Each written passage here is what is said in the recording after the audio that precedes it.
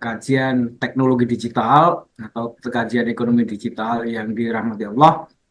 Alhamdulillah pagi ini kita bisa melanjutkan dan pagi ini saya masih membahas tentang platform digital ekonomi Pancasila versus kapitalis, platform kapitalis untuk memudahkan membedakan apa yang sedang terjadi dan apa yang sedang kita lakukan.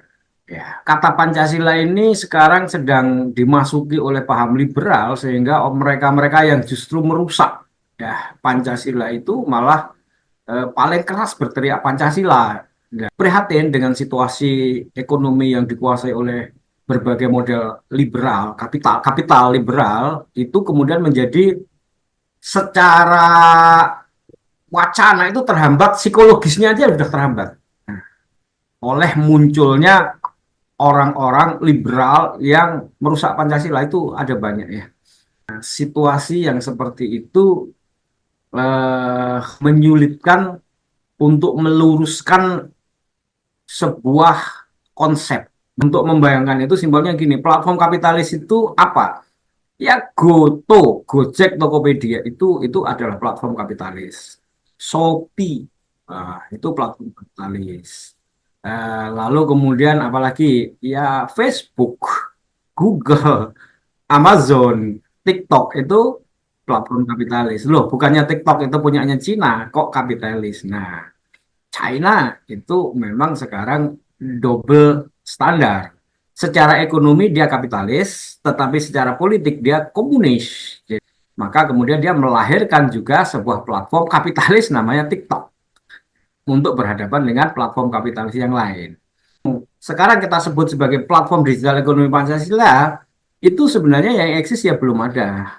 Ya, nah kita ini merintis sebuah platform digital ekonomi Pancasila yang secara paten itu sudah kita patenkan ya, saya patenkan hampir 2 tahun yang lalu. Jadi ini bukan hal yang baru ya, 2 tahun yang lalu. Lalu platform aplikasinya sekarang kita develop dan kita pakai oleh koperasi namanya Koperasi Literasi Digital. Sokoguru ekonomi nasional atau bangsa melalui sebuah ketetapan konstitusi dan menjadi sebuah ideologi ekonomi negara itu belum pernah terimplementasi. Maksudnya belum pernah diterapkan gitu.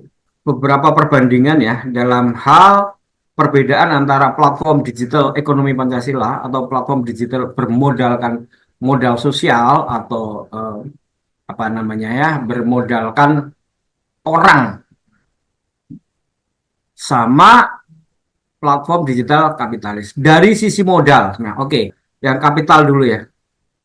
Platform digital kapital itu modalnya berasal dari investor atau sering disebut sebagai angel investor atau pemilik modal. Nah, oke, ya, pemilik modal. Nah, ingat ya, kapitalis itu adalah kumpulan orang-orang yang punya gagasan untuk memiliki modal untuk kemakmuran. Jadi dia berusaha memiliki modal atau kapital untuk mendapatkan kemakmuran. Di sisi lain akan ada orang nanti yang tidak kebagian modal kapital itu disebut proletar atau budak nanti. Nah, nah sekarang kalau kapitalis itu platform ini dibangun atau didevelop oleh pemodal itu. Jadi pemodal itu yang kemudian memberikan modal. Kenapa? Karena platform digital seperti ini, Bapak Ibu, itu tidak murah ya. Nah, itu tidak murah. Ini yang mesti dipahami. Karena platform digital ini kan akan digunakan oleh banyak orang. Yang akan kita konsolidasi itu banyak orang. Kalau di Indonesia itu kan ada 270 juta. Kita tahu Goto itu sudah mengkonsolidasi anggota atau user sebanyak 150 juta bahkan lebih ya pada waktu paling paling optimal dia pakai itu 156 juta. Sebuah platform yang kemudian berisi 156 juta itu bukanlah platform ecek-ecek. Dia nggak bisa hanya sebuah aplikasi, pasti nggak bisa. Sebuah platform yang berisi 156 juta itu harus robust istilahnya, robust. Jadi dia punya data center atau server ya. Kalau sekarang saya ngomong data center itu mungkin pikiran orang agak bingung apa itu. Data center itu server yang besar karena 156 juta ada di dalamnya. Kalau 156 juta orang menggunakan aplikasi itu servernya tidak besar, bukan data center yang besar ya pasti lemot, lemot lambat. Jadi kalau diakses lambat. Yang kedua, dia pasti memuat data banyak orang. Jadi sekian banyak orang itu datanya pasti masuk ke situ. Mulai dari nama, nomor HP, kemudian KTP-nya, nomor NIK-nya, alamatnya, plus ya aktivitas dia melakukan itu setiap dia melakukan aktivitas itu selalu meninggalkan jejak digital berupa file yang kemudian terekam di situ bahwa dia login sekarang, dia mengupload produk sekian, dia berkomunikasi dengan ini itu selalu meninggalkan jejak file yang kemudian tersimpan dan menambah apa itu namanya beban server atau data center. Nah, pemodal kapitalis itu sudah tersedia bahkan sistemnya untuk mendeteksi adanya aplikasi yang muncul di kalangan kelompok, apakah itu di Indonesia, apakah itu di Amerika, apakah itu di Malaysia, apakah itu di negara-negara Afrika, itu sudah tersedia satu lembaga yang mendeteksi adanya potensi platform yang didanai. Nah, itu saya ingin menjelaskan dari situ.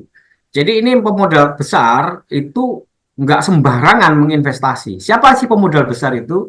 Ya sekarang saya sebut aja misalnya SoftBank, nah, Sequoia, lalu kemudian Google, kemudian Lazada, kemudian Temasek, kemudian eh, Alibaba, Alibaba.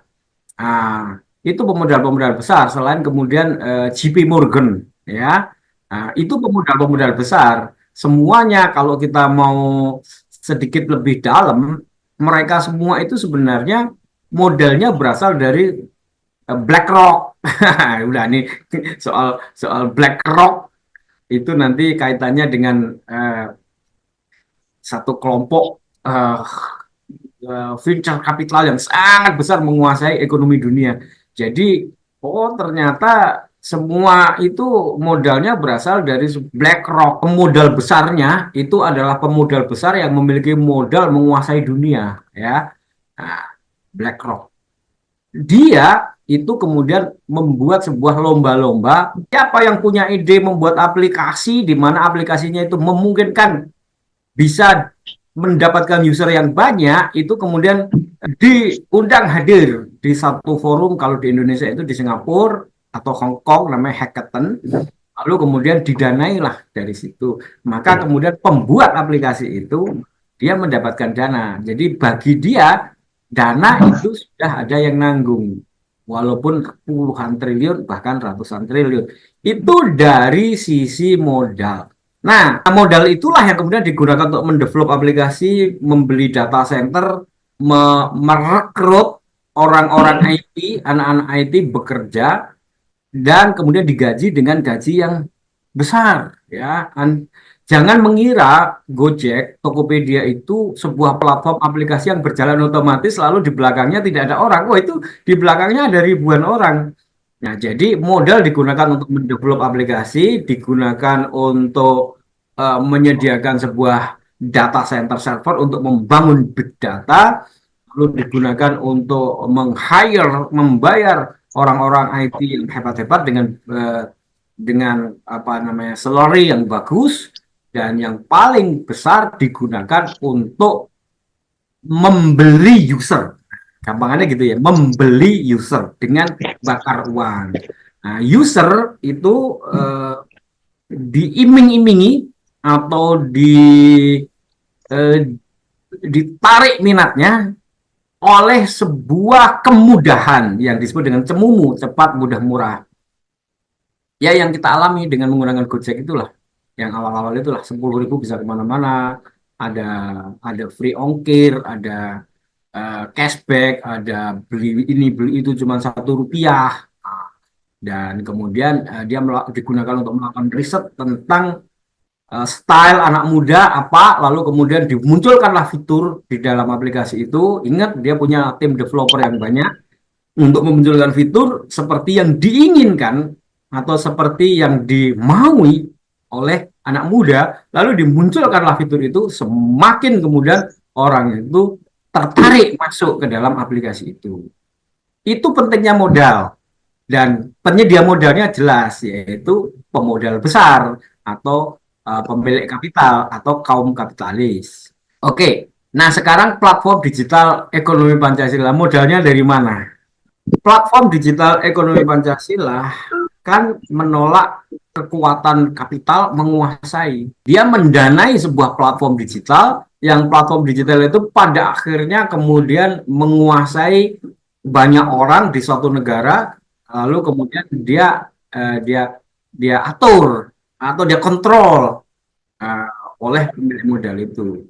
Nah, platform digital ekonomi Pancasila kan menolak adanya kekuatan modal tunggal untuk menguasai itu. Maka kemudian ekonomi Pancasila itu disebut sebagai sebuah model ekonomi kekeluargaan, model ekonomi yang mengutamakan kepemilikan modal dimiliki bersama. Nah, ini kuncinya ya, kuncinya di situ. Nah, karena apa itu namanya, alat produksi dalam konteks digital ini adalah platform digital dimiliki bersama, maka bagaimana platform itu didevelop dan dioperasionalkan, didanai secara bersama. Model ekonomi Pancasila yang paling cocok itu koperasi, disebut oleh bapak bangsa kita itu, atau Bung Hatta. Kenapa? Karena koperasi ini adalah kumpulan pemilik modal. Jadi ketika kita koperasi itu, orang-orang berkumpul, lalu kemudian dia mengumpulkan modal, modal terkumpul kemudian digunakan untuk bergerak membentuk sebuah badan usaha gitu. Nah, jadi dalam konteks platform digital ekonomi Pancasila, platformnya didevelop dari mana? Dari modal yang dikumpulkan dari anggota. Nah, sekarang kalau triliun, bagaimana? Apakah orang-orang itu paham bahwa platform digital itu membutuhkan biaya yang banyak? Nah, ini persoalan pertama. Persoalan pertama, ya kan? Literasi digital pemahaman ini harus menjadi pemahaman bersama bahwa platform digital yang akan kita gunakan untuk melakukan gerakan ekonomi perdagangan di era digital itu ternyata membutuhkan biaya.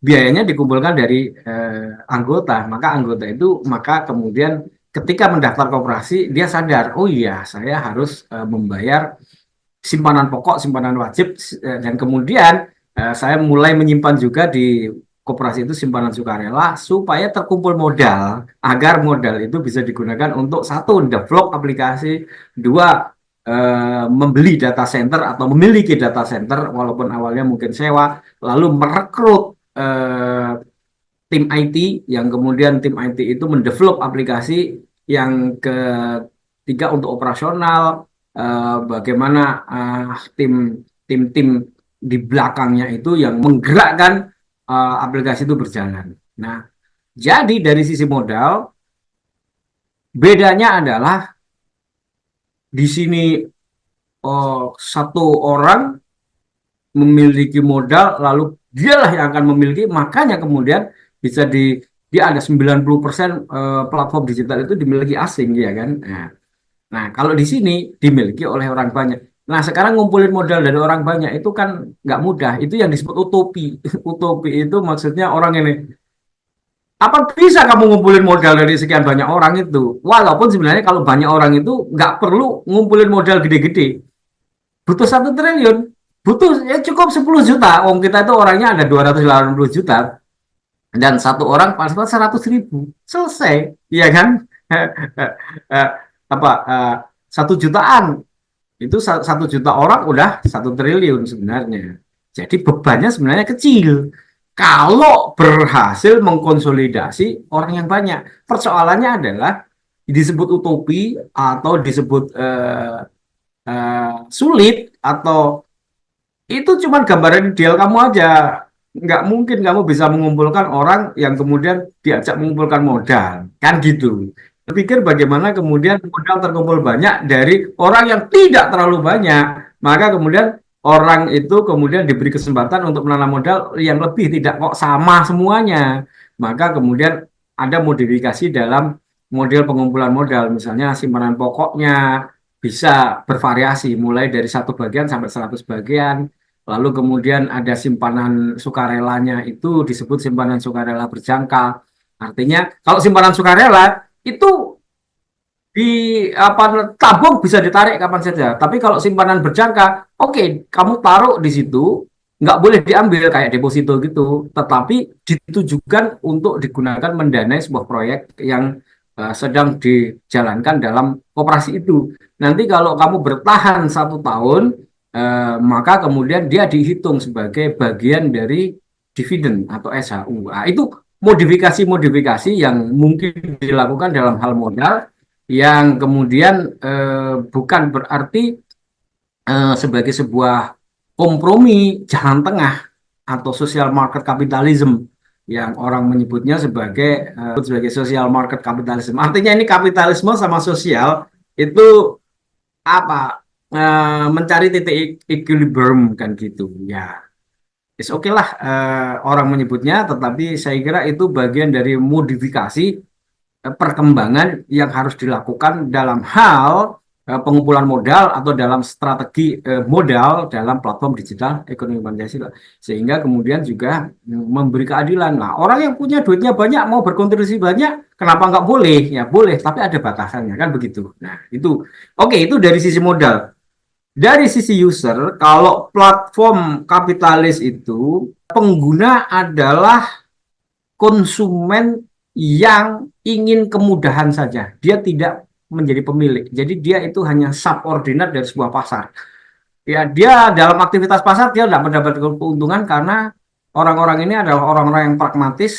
Dia nggak mau tahu ini siapa yang menyediakan jasanya dan berdampak apa, nggak tahu. Ini orang-orang pragmatis. Nah, gitu loh.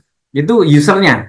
Sehingga kemudian orang yang begini ini mudah dimasuki. Kenapa? Disediakan aja platform yang awalnya mudah, murah, cepat, ya. Udah dia pakai aja itu dari sisi user, dari sisi user, dari sisi memperoleh usernya, maka kemudian dia menggunakan strategi itu tadi bakar uang untuk apa? Untuk menyediakan sebuah layanan yang cepat, mudah, murah. Orang-orang ini tidak berpikir aku ini sebenarnya sedang bertransaksi dengan siapa. Dia tidak berpikir apakah ini orang-orang ini apakah orang-orang asli Indonesia atau asing, modalnya dari mana, dia tidak berpikir. Nah, itu ya di situ ya. Si user ini ya dia dia sama sekali nggak ada kontribusi terhadap kepemilikan, apalagi pengambilan keputusan atau eh, apalagi kebijakan kemananya. Lalu platform digital ekonomi kapitalis itu fokusnya adalah pada pertumbuhan pengguna, pertumbuhan pengguna yang cepat. Yang penting dalam waktu cepat pengguna itu bertambah cepat. Oleh karena itu, sisi pragmatismenya itu langsung ditarget dengan persediaan modal.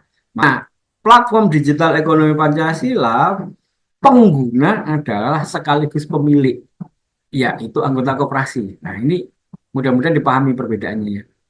Pengguna aplikasi sekaligus pemilik. Kenapa? Karena ketika dia mendaftar, dia kemudian memasukkan modal namanya simpanan pokok dan simpanan wajib, kemudian simpanan sukarela. Dan itulah yang digunakan sebagai modal untuk mendevelop aplikasi atau kemudian memiliki alat produksi itu tadi. Nah, dia sekaligus menjadi pemilik. Karena dia sekaligus sebagai pemilik, maka dalam putaran ekonomi setiap ada keuntungan dia mendapatkan bagian nanti dalam bentuk SHU atau bahkan dalam bentuk langsung berupa poin. Nah, kalau di platform digital koperasi strategis ada dua itu. Kalau dia nanti beli token, itu langsung dia mendapatkan kembalian. Nah, beda kalau kita beli di tempat lain, nggak ada kembaliannya. Ini dapat kembalian. Plus nanti dia akan mendapatkan SHU atau dividen. Nah, jadi perbedaannya di situ nih.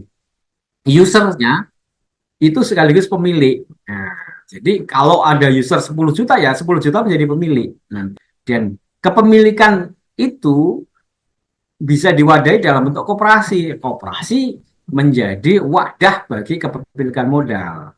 Itu dia ya user. Yang kedua, pengguna itu memiliki sebuah kesadaran bahwa menggunakan aplikasi ini bukan sekedar cepat mudah murah, tapi alat perjuangan, alat perjuangan ekonomi. Jadi ketika saya bergabung kepada koperasi, saya memiliki kesadaran, oh iya, saya bergabung di sini, saya mendownload aplikasi, mendaftar, membayar. Dia memiliki kesadaran bahwa ini adalah alat perjuangan untuk melawan kapitalisme atau melawan keadaan yang sudah semakin carut marut itu, sehingga kemudian dia memiliki kesadaran, disinilah saya akan membelanjakan kebutuhan saya yang tersedia. Karena kalau saya berbelanja di sana, berarti saya memperkuat kapitalis. Kalau di sini memperkuat ekonomi kekeluargaan itu tadi. Keluarga apa? Keluarga besar koperasi itu tadi. Ini bisa menjadi satu komitmen bersama, pemahaman bersama bahwa yang kita lakukan ini memang sebuah gerakan ekonomi perubahan, bukan sekedar memenuhi kebutuhan. Kalau sekedar memenuhi kebutuhan, cukuplah dengan pragmatisme, tapi menyerahkan harga diri kedaulatan ekonomi kita kepada orang lain. Nah, kesadaran itu kapan bisa kita bangun? Nah, ini dia aplikasinya ya. Uang itu kan kadang-kadang perasaan, digunakan, tiba-tiba saldonya kok tinggal segini. Lalu kemudian kita bertanya, apa ada yang ngambil ya, kan gitu ya. Itu lalu kemudian apakah tersedia laporan? Nah, tersedia ini di transaksi itu ada transaksi ya. Nah, transaksi itu ada uang keluar, uang masuk. Laporan keuangan pribadi kita itu ada. Saya berhasil melakukan menabung. Nih, tadi kan saya berhasil melakukan nabung dan kemudian uang saya bertambah kan tadi, kalau ingat cuma 2 juta, sekarang menjadi 2 juta. Nah, sekarang catatannya kita lihat. Nah, ini saya berhasil kan, barusan 250. Ini catatan. Nanti di belakang sana, wah itu banyak yang dicatat. Siapa melakukan transaksi apa, mendapatkan bagian poin berapa, lalu kemudian dia punya simpanan pokok berapa, apakah simpanan pokok pangkal atau simpanan pokok tambahan yang kemudian dia memiliki hak lebih dari yang lain, karena mungkin yang lainnya cuma 100.000, dia 10 juta, berarti punya 100 kali. Lalu simpanan sukarelanya berapa, lalu macam-macam. Nah, itu dicatat digital otomatis. Sehingga kemudian kalau dibutuhkan itu catatannya ada. Koperasi primer itu memiliki catatan di dalam ledger atau buku besar sebatas simpanan pokok, simpanan simpanan pokok dan simpanan wajib.